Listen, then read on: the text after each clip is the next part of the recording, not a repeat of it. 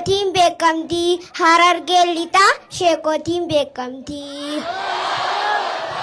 Sheeka keenya beekamaa ni beektan shee jawaabaa Harargeen isa qabdii nama akkaan jabaa ilmi irraa baratuu feetes hanga feetes waraabaa jiruu isaanuuf taasisi haayatan tayyibaa jiruu isaanuuf taasisi haayatan tayyibaa.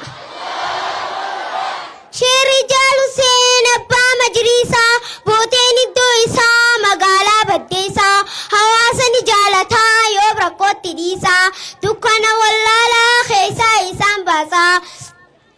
Ubrii isaanuuf dheeressi yaa rabbii dureessaa ubrii isaanuuf dheeressi yaa rabbii dureessaa.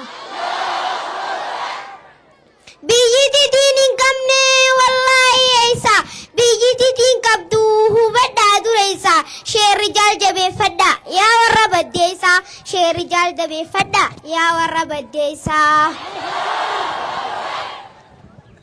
Sheekh Muhammad Zabuur aalima beekamaa namni akka isaanii eessuma argamaa ulamaa'ii qubsiisee asii hanga Jimmaa biyya hunda keessatti maqaan isaa faarfamaa biyya marta keessatti maqaan isaa faarfamaa. Sheekh Muhammad Zabuur way barumsa isaa silkittiin dhaga'ee anqaraatii isaa sehii hafteeyfa addan faffacaasaa hoflaa fi taphaan hedduu si mirkaansaa nama akka isaa harkatuun badhaasaa nama akka isaa harkatuun badhaasaa.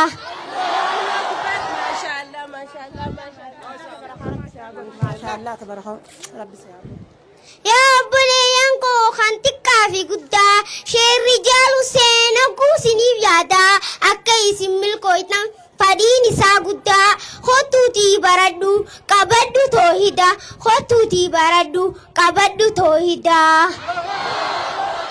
Karaan toohidaa ati waysii galee toohida qabannaa narraa fi borullee hiraarii waliin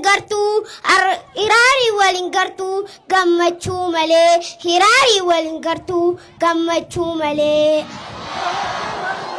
Dura bismillaahiin dubbii haa eegalu rabbii koon kadhadhaa kan hogguu naaf tolu akka dubbii tiyyas naaf godhu qulqulluu akka dubbii tiyyas naaf godhu qulqulluu. Kadhatan rabbumaa hawaa hunda caalu rabbiin akka namatti bifa namaan laalu waan sii godheefis waa sirraan kajeelu waan sii godheefis waa sirraan kajeelu. Rabbi wanni laalu beekii uffataami ammallee hin laalu hubadhu barjismi kan ilaalu qalbiin hubadhaa yaalammi kan ilaalu qalbiin hubadhaa yaalammi.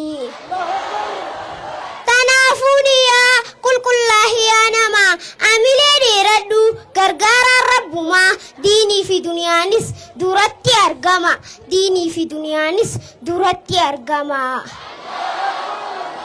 Ya Rabbi ya Allah ya Rabbi ya Mawla dunia fi akhiraa suman nama tola rahmatan afgodiif me Sheekh Adam Tuula rahmatan afgodiif me Sheekh Adam Tuula.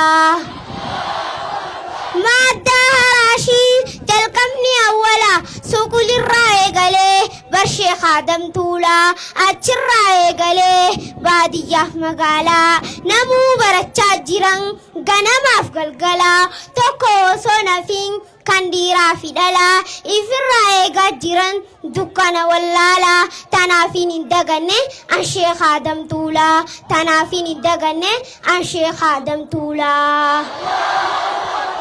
Dhaamsi Sheekh Adam Tuulaa dhaammatee yooni fi dhageessee wanni inni dhaammatee akkaan gajjabeessee barumsa jabeessaa hundumaa yaalammi jeeti dhaammatee warshaan ulamaayi jeeti dhaammatee warshaan ulamaayi. Dhaamsi Sheekh Adam Tuulaa dhaammatee wanni si gaafadhu yaa obboleessa kooti diinii barachuu jirta akkami me'ati dhaamsa Sheekh Adam Tuulaa olchitee hujitti dhaamsa Sheekh Adam Tuulaa jijjiiru jirta hujitti. Awwanni garaan koo akkatti na nyaatu isiniif himaa dhagayaa namuutu waa'ee mangiddooti mangiddoota naattu diinirraa waa takka barattee hin beektu waa'ee mangiddooti mangiddoota naattu diinirraa waa takka barattee hin beektu.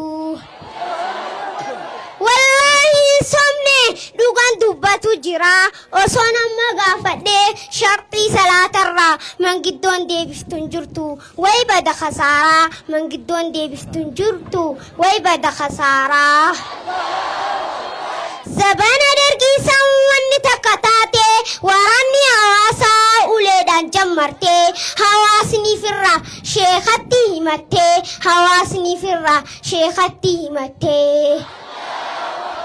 Sheekniin akkana jee mana gootan zacha afaanii sheekanaan jecha miilaan itti qabaa kara gaaraa fiigicha afaanii sheekanaan jecha miilaan itti qabaa kara gaaraa fiigicha.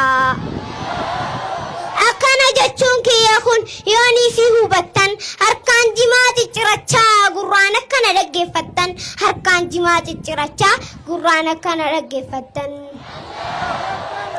Gandi baddeessaa abbaa fedhe caalee jaammeen isaanii baay'ee akkaan tolee kan dhiiraa fi dhalaa waliif ta'ee dagalee du'aayii sheekotii rabbiin nuuf qeebalee sheerri jaalii fi sheejjawwaa ballee du'aayii nuufaa godhanii ni amna ammallee du'aayii nuufaa godhanii ni amna ammallee.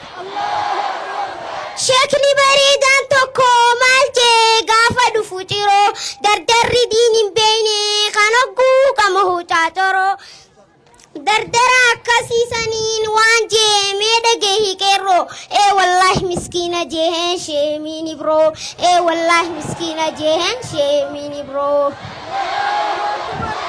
Zabana duniyaa nama if dagachiiftee zabana fadhinnaan lubbuu qeeroo garaafattee zabana haadhaa fi abbaan ilmaan diin hin barsiifne zabana ilmaanis haadhaa fi abbaan hin kabajne maaluma yaadiiroo samaaluma taane mee waliin jaa eessa kararraa meene osoo rabbiin balaa tatanarraa hamtu osoo nutti hin finne osoo rabbiin balaa tatanarraa hamtu osoo nutti hin finne.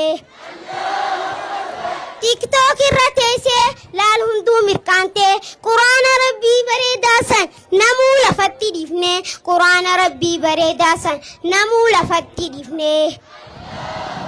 Jireenyi gammachuu jireenyuma diinii gandi baddeessaa bagarra geessanii kan rabbii qabee gammachuun jiraataa jeetiin uufime barabbaan rahmataa jeetiin uufime barabbaan rahmataa. Xumuruuf hin deemaa qophii xiyya tana dhaamsi kiyya kan dhumaa hadaraa amaanaa dargaggoo fi shamarran hojiin teessan gana. Sheerri jaalii wajjin haa qabsootti seena rabbiitis hin gargaaraa humaa sodaatina biyya tana godhuu qabdan akka Makkaa Madiinaa biyya tana godhuu qabdan akka Makkaa Madiinaa. Assalaamu alaikum wa rahmatullahi wa barakaatuh.